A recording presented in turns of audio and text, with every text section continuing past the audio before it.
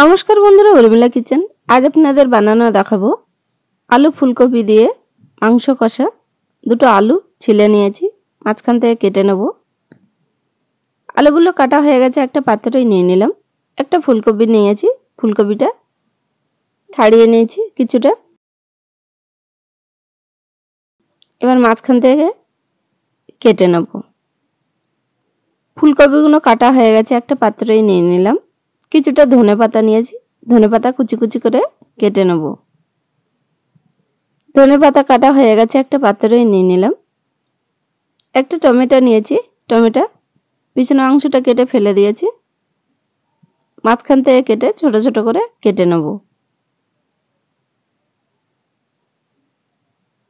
Tomato কাটা হয়ে গেছে, একটা পাত্রই নিয়ে নিলাম। কিছুটা কাঁচা লঙ্কা নিয়েছি, চিড়ে নেব।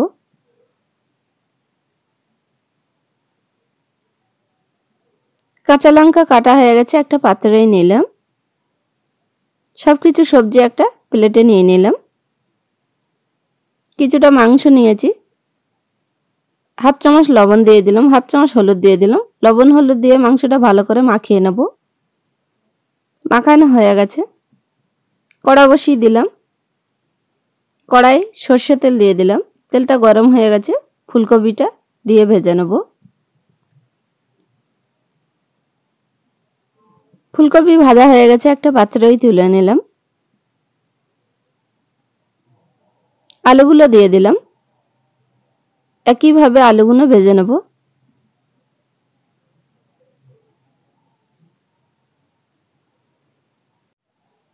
আলুটা ভাজা হয়ে গেছে, একটা প্লেটে তুলে নিলাম।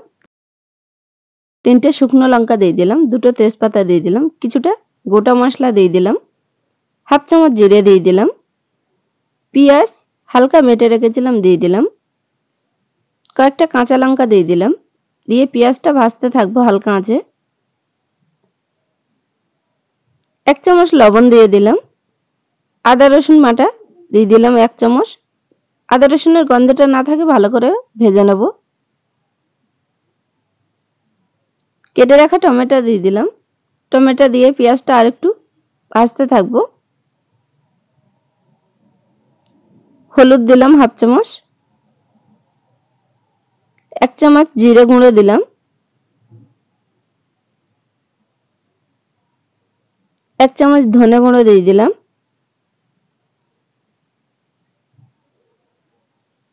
বড় চামচের এক চামচ বাটা লঙ্কা দিয়ে দিলাম। দিয়ে মশলাটা ভালো করে কষে নেব। মশলাটা ভালো করে কষা হয়ে গেছে, তেলও ছেড়ে দিয়েছে। মাংসগুলো দিয়ে দিলাম। দিয়ে মাংসটা কষতে থাকবো।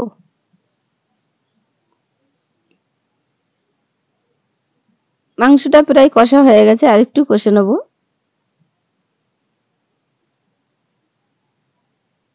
ভেজে রাখা ফুলকপি আলু একসঙ্গে দিয়ে মাংসটা আরেকটু কষে নেব।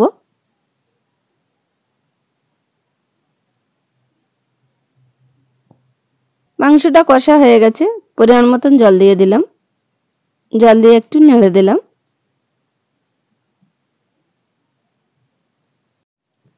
10 মিনিটের মতন ঢাকনা দিয়ে দিলাম।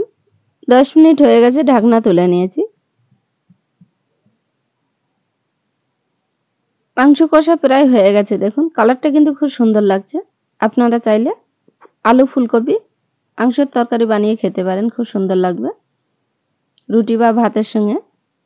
হাফ চামচ গরম মশলা দিয়ে দিলাম। কেটে রাখা ধনেপাতা দিয়ে দিলাম। দিয়ে একটু নেড়ে দিলাম। ফুলকপি আলু মাংস কষার তরকারি হয়ে গেছে, একটা প্লেটে পরিবেশন করলাম। আপনাদের ভালো লাগলে কমেন্ট, শেয়ার, লাইক, সাবস্ক্রাইব করবেন। আপনারা ভালো থাকবেন, সুস্থ থাকবেন।